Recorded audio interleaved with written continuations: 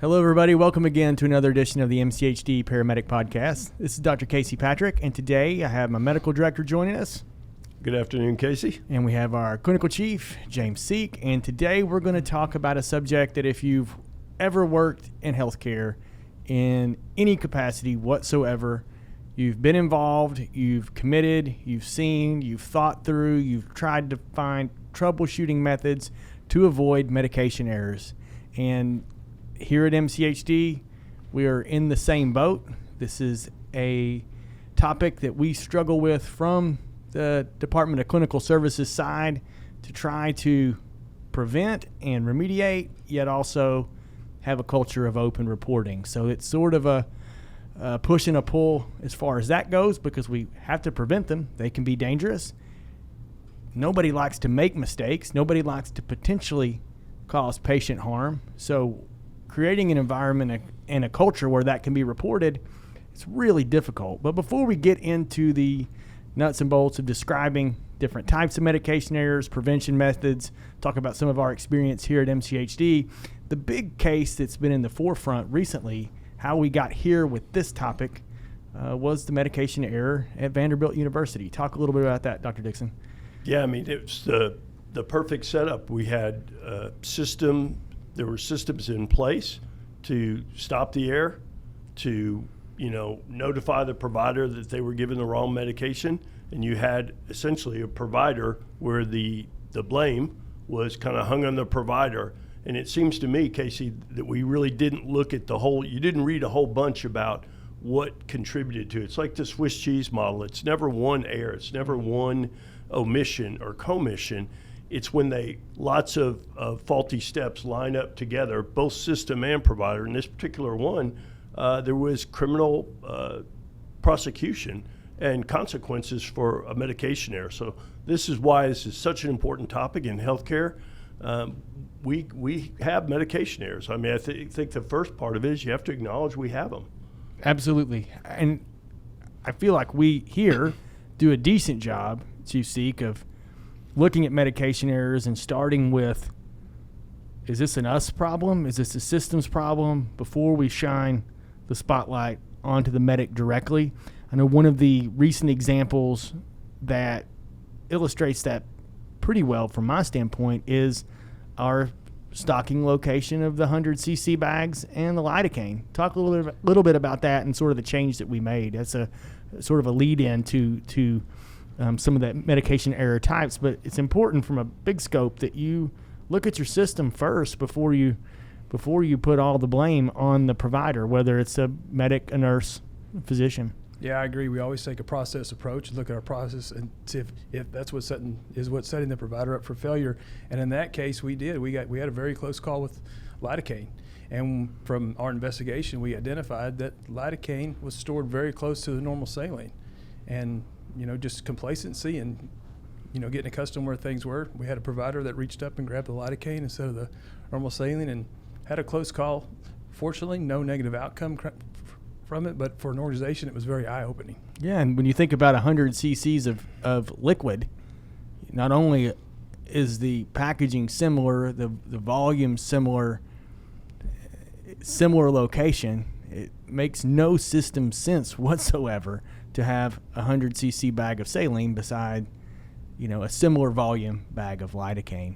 So you mentioned, Dr. Dixon, the Swiss cheese model. James Reason, this is always brought up when we talk about things like medication errors. This comes into play when we talk about catastrophes in the airline industry. Pretty common talk that you'll hear at most any EMS conference is talking about the Swiss cheese model. But the key here is to look at what did the individual contribute to the error, what did the system contribute to the error, and how many different steps along the way did we have to have errors line up for a catastrophe to happen like happened at Vanderbilt. Humans make errors, but the system should be set up to expect these, number one, because people are fallible. That's just a fact. And secondly, the system should also be set up to minimize them, to put people in the right environment to succeed. Yeah, I think that's a great point, Casey. I mean, you said it, and I'll say it again because I think it is worth repeating here, that our employees are human beings, and human beings make errors. Our expected number and your expected number of medical errors should never be zero. That's not a reasonable expectation. Now, we should look at our system and our human factors individually on each case to see, can we set up some process, something to insert in there, whether it be on the human side or the system side, to make make the process safer. Right, and to remember that good people make mistakes, Yeah.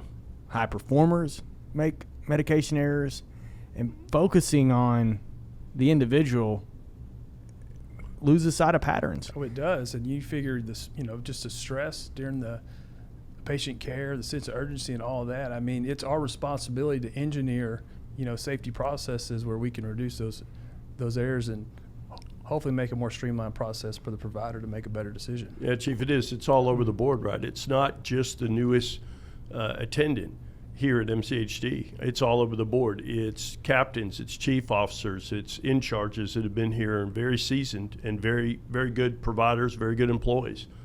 Which leads us back to the impetus for us doing this podcast today is trying to take a systems approach to anticipate coming medication errors. We know they're going to happen, and to try to even be preoccupied with that. Where are they going to come? Where can we anticipate our errors before they happen so that we can try to design the system that puts our medication administration in as successful of a environment as possible. Preparing for this podcast, went back to PubMed and did some EMS medication error lit search.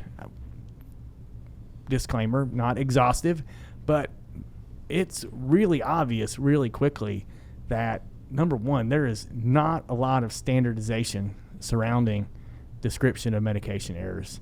There's a lot of describing that we know this is a problem, but as far as classifying these and really putting them into different categories so that we can track better, it gets a little bit murky. We've got wrong drug errors. We've got wrong dose errors. We've got improper dilution when medications, for example, we'll talk about in a second, push dose pressors when we have to dilute before we administer, wrong timing, wrong volume.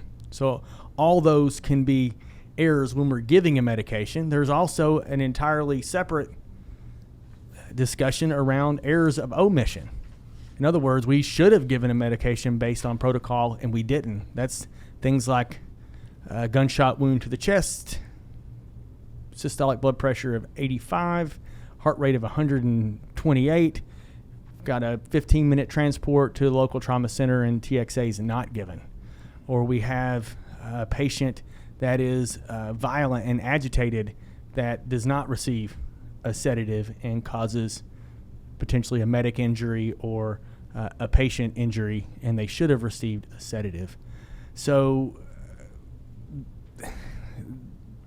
before we know which type is most common, how we remedy each type, one goal for the industry as a whole would be to work towards better standardization of medication errors. And that gets us to, the wrong protocol and the wrong patient, which is also another type of error. That combative patient, let's say that they got a sedative and they were post-ictal, but we gave droperidol instead of midazolam. Well, that's a medication error type in and of itself, probably one of the most common ones that we catch because we can see those in chart review. We can see those, from the quality standpoint.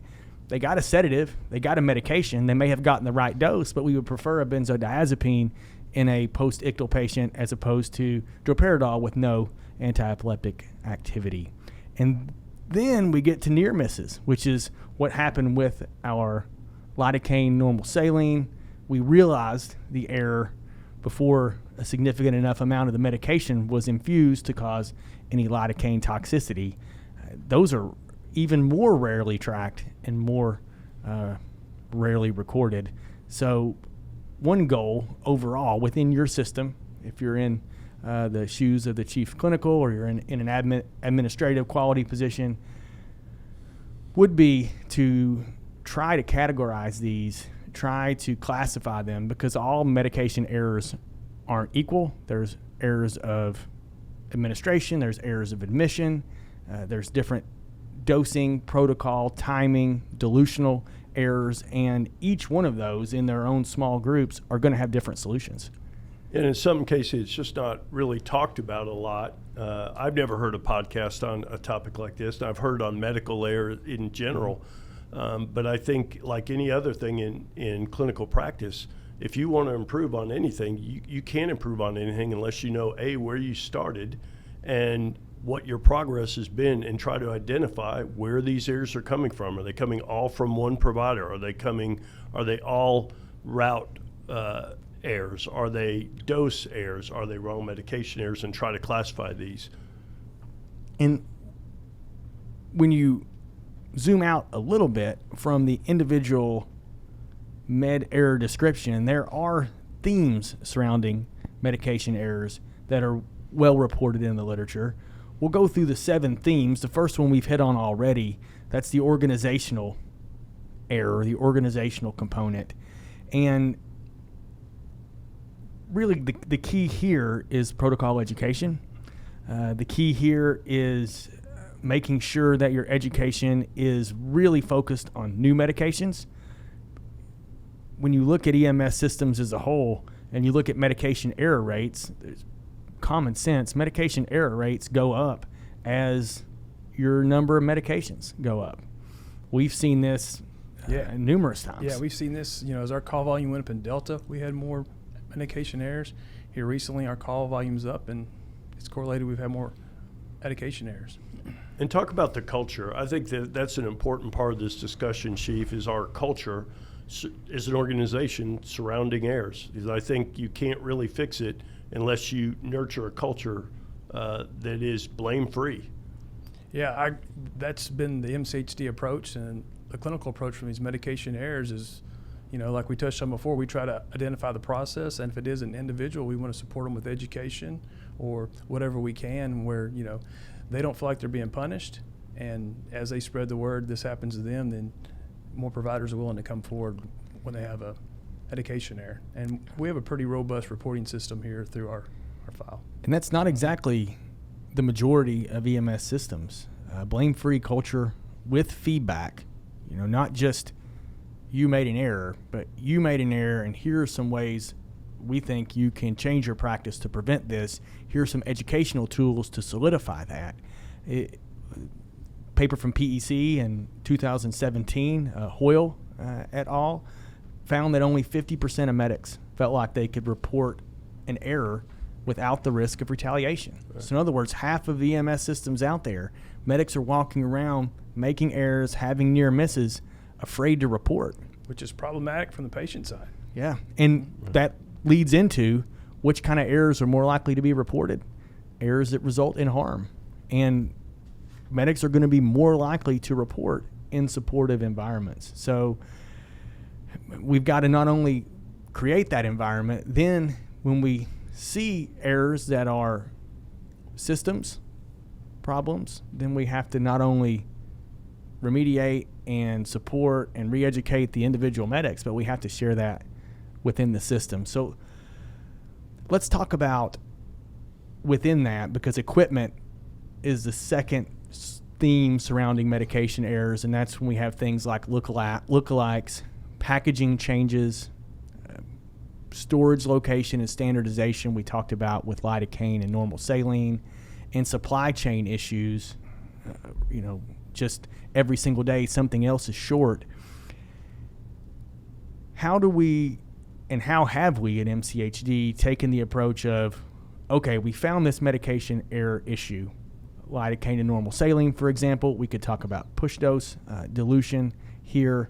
How have we in the Department of Clinical Services seen these problems and done just exactly that, shared that knowledge? What are some of the ways that we've done that, SueSee? Yeah, we've approached this, we've addressed this situation in every CE for the past year. So we've approached it from that direction, and then provider feedback. And just recently in our In-Charge Academy, that was part of our In-Charge Academy, was going over medication errors and how to prevent medication errors. Yeah, and I think that to really ingrain this two-step verification that we use, that I'm going to hold up the medication to Chief Seek, show him the vial, show him what I've drawn up, and tell him exactly what dose I'm giving, and he's going to verbally confirm that. So that does two things, guys. That convinces me I'm actually giving what I think I'm giving, and then I get verbal verification from Chief that we're in fact giving the right drug to the right patient, right? So it's kind of the 6 rights without getting in the weeds. One of the biggest problems that I've seen in our organization, I see all over hospital systems, is there's varying ways that people give medications, and very rarely do I see two-person verbal verification of a medication. It's just simply not done. So to change the culture here, one of the things that we've done is we not only teach that, but you put it on their individual, the chief's run eval. So when they get a run eval and that was not done, the chief officer will give feedback to the medic on that run eval form. And as well in our training procedures, it's one of those key points. If we run through a medication scenario or in our scenario testing, they need to do that 2-step verification, because what we're doing is trying to change their practice habit, which is very difficult to do. Yeah, and we've brought that all the way from our NEOP onboarding process. That's in paperwork all through the in-charge process. I mean, we've brought that full circle, so when an employee enters the organization, it's ingrained in their mind, we're going to verify before we give that medication to a right, patient. because it's over 80% of these errors, right, in the literature, when they take a deep dive into these medication error, over 80% of the time, that step's not done. No one is verifying that. So we bled over from, and this is the way a lot of these medication error themes happen, is it's usually more than one involved. We bled over from the equipment into the procedural act of giving the medication. But we can go back the other direction and say, if we change the concentration of ketamine, or we change our concentration of fentanyl, then we have an equipment themed risk. And if we don't procedurally verify, we're surely not going to catch that. I know that I can remember multiple times when we've had stocking changes, concentration changes, that's an immediate service-wide email with 2 pictures so that the medic can see this is the old ketamine, this is the new ketamine. When it goes back to the system approach from James Reason and its Swiss cheese model, we have to anticipate these coming failures. If we're not anticipating supply chain issues and changing in concentrations of our high-risk meds right now, you've got your head in the sand, because it's impossible to get ketamine. You take whatever concentration you can get. There's probably no more high-risk medication that we carry than ketamine. So, yeah, let's roll over into the procedural themes, and you hit on a lot of those already. You know, this is the wrong med, wrong concentration, the wrong dose, and it's almost always due to no verification. So we talked about 6 rights or 5 rights, the idea that you verbalize and confirm, right, medication, volume, amount, route, patient before you give the medication. And when a witness error is observed, you're exactly right, over 80% of the time there's no verification. The same study from Hoyle in 2017, less than 60% of medics verified their doses in that survey study. 2-person verbal verification lowers error rates. It's known that it happens. Now the catch is it has to happen. And how do we solidify that? How do we ingrain that into our medicine, into our medication practice? And that's exactly what Chief Seek was talking about.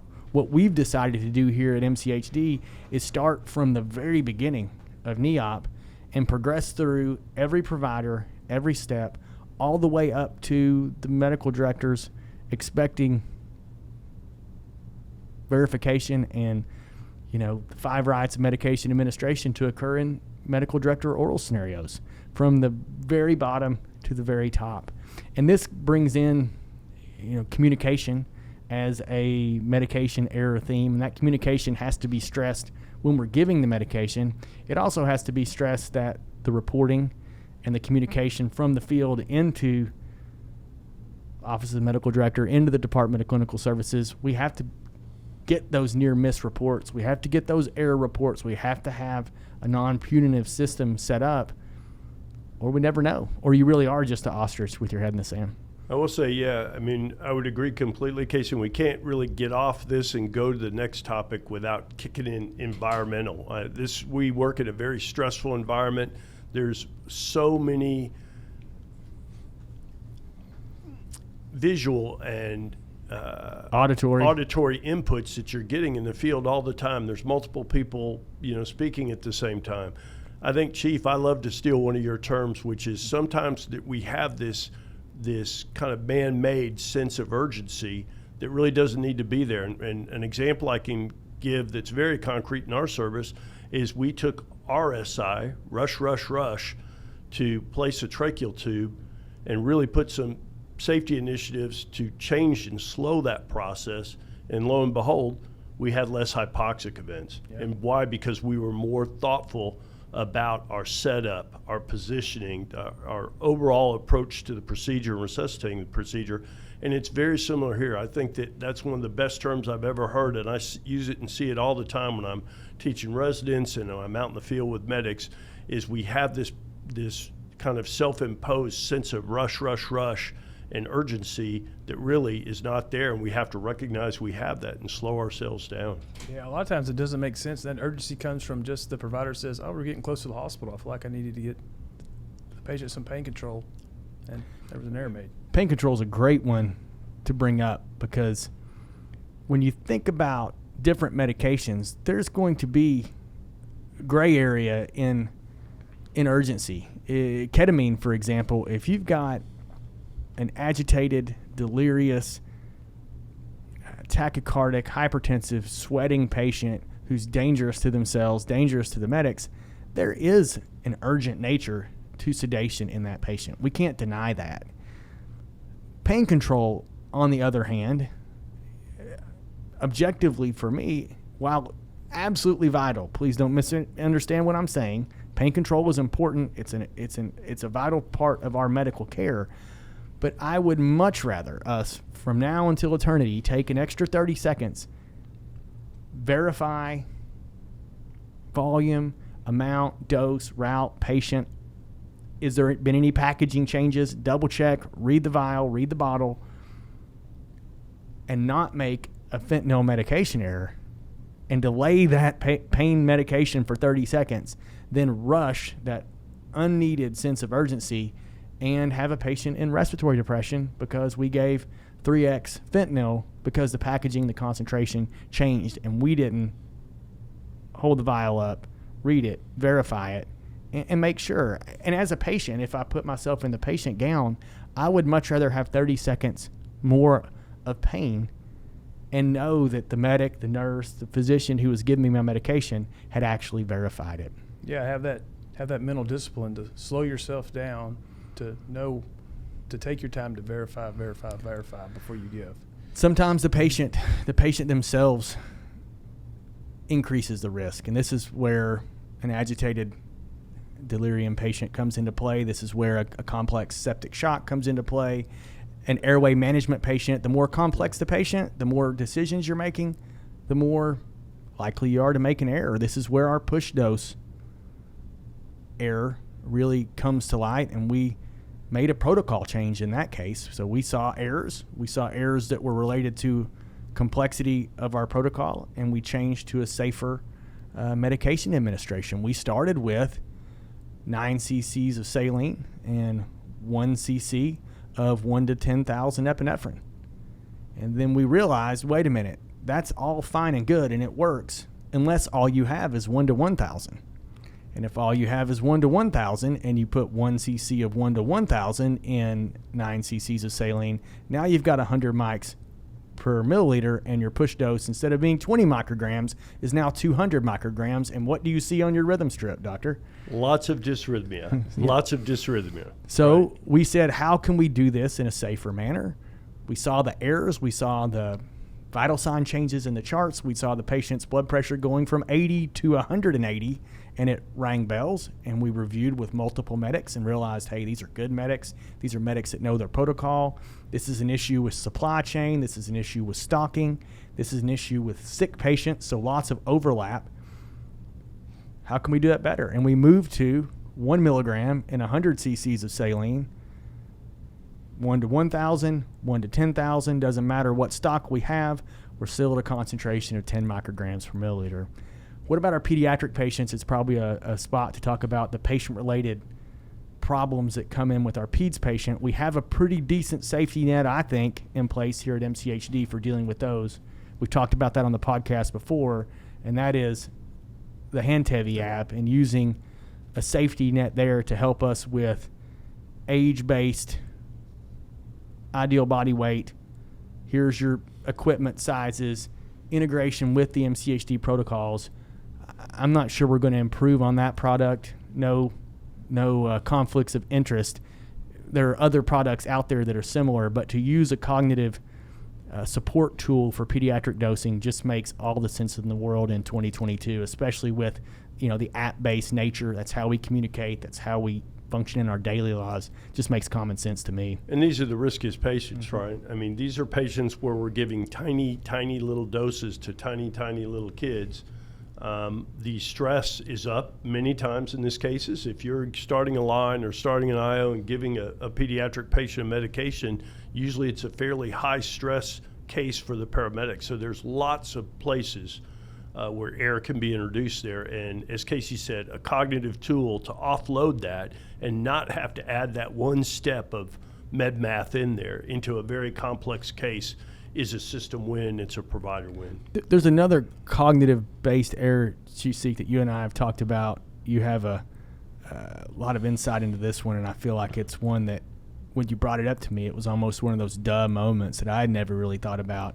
When it comes to cognitive themes of medication error, and that is when we try to get too precise with our dosing. So let's say you have a weight-based protocol for fentanyl, for example, and calculation comes out to 67.5 micrograms. What do you do with that in your practice? Where do you see that errors can come in there, and how do you balance that with protocol compliance and medication error risk reduction? I'm a pretty simple-minded guy, so I try to really make my process as simple as it can, and I typically do my fentanyl in adult patients in increments of 25. They either get 50, 75, or 100. For the most part, it's a best guess at the patient's weight that they provide us. So I think there's some variance to stay with. Like we don't want to overdose the patient, but I think if we stay within 5 micrograms either way in fentanyl, we're fine. You're much more likely to make an error trying to measure out 67.5 micrograms than you are a very set and commonly drawn 50, 75, 100. By no means are we saying stay outside the protocol. Just round it off. Even if you were worried about overdosing, round it off a little under. You can always give a second dose to a standard value that doesn't require excess calculation, very finite measurements of volume, because cognitively all that's going to do is increase your risk. What have people done out there? I wanted to look at the medication error literature in EMS to try to find some best practices. That's where I went digging around. How can we improve our system? And honestly, there's not a whole lot out there. There's a group out of Sedgwick, Kansas that implemented the medication administration cross-check. This has been reported in the literature. They found a 50% decreased monthly error rate with the introduction of a medication administration cross-check. But when you boil it down, it's not dissimilar from implementing a visual version. They had a placard in the ambulance of 5 rights or the 6 rights of medication administration. So not shockingly, if we stress and get increased compliance with 5 rights, 6 rights of medication administration, guess what we're going to get? Medication error reduction. The question is, how do you make that stick over long term? How do you make that stick out of a study environment where you're trying to do research and gather data? That's the holy grail. How do you do that? So I think you start by modeling it at all levels of the organization. So, step one, we realize we have problems that we're going to make errors. Then look at the system, the human performance factors on them. And then lastly, come up with it's a multi-pronged approach to how to stop or decrease these errors and improve our risk safety net for the patients. One of the first ways, one of the key ways to do that is to model the behaviors we want to see from our providers. So I forced myself, it was not my practice, but as we have shined the light on this here at MCHD, my practice in the hospital, if I'm on a run with the medics in the truck, is if I give a medication or I'm drawing it up, I'm responsible for it. I do it myself. I read it, and I have to get really close. Has anyone really read these medication bottles? They are so small, I have to get my readers on, read the medication, and I hold it up and say it. And I think you have to model the behaviors that you want to see in your providers. That's number one. The next is, I can never remember 5 rights. We probably should put them up on a placard, but just the medication administration cross-check, just that double verification, that 2-person cross-check, I think would go a long way to many of the errors that we see in medications here. These have to be reinforced. As we said earlier, Chief put them in the run evaluation form that our district chiefs, if the chiefs run with a crew, they'll do an evaluation and say, hey, how'd we do on that call? Where's some areas for improvement? And we put that as a specific task. Did they do a medication administration cross-check? We put it in skills training for all of our skills stations. We put it into oral scenarios. So those are some of the steps you can take system-wide. Anything I left out, Chief? No, just the use of hand tevy. It's just not. Right. It's just not isolated to pediatric patients, especially. Good point. I mean, you always don't have a second provider back there to verify the medication with you. And to me, a best practice is verify that through hand tevy multiple times, and then re-verify again before you administer to the patient. You have to give credit to Brad Ward. Brad Ward's anecdote in this situation. What if you have one medic in the back? Is to cross-check with the patient. I'm going to give you Ketorolac for pain. This is an anti-inflammatory medication. I suspect you have a kidney stone. This really decreases the spasmodic pain in the ureter. We're going to give you 15 milligrams IV. That's our standard dose. That's X milliliters. You've cross-checked with the patient. You don't have to have your partner in the back to cross-check. A lot of our medication examples, I honestly believe in that single provider situation, just a cross-check with the patient would have saved us.